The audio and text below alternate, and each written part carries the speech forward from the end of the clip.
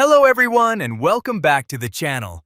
In today's video, you'll learn how to insert a video into Microsoft Word quickly and easily. Adding videos to your Word documents can make presentations, reports, and educational materials more interactive. First, open Microsoft Word on your computer and open the document where you want to add the video. Make sure you are connected to the internet because Word needs online access to insert videos from websites such as YouTube.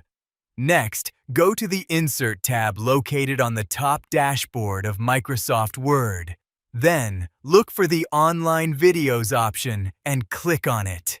A new window will appear where you can enter the link to the video you want to insert. Copy the URL of your YouTube video and paste it into the provided field. After entering the video link, click the Insert button. Microsoft Word will automatically add the video to your document as an embedded online video. You can move the video, resize it, and place it wherever you want within the document layout. If you found this video helpful, please subscribe to the channel, give this video a like, and share it with others who may find it useful. Thanks for watching, and I'll see you in the next video.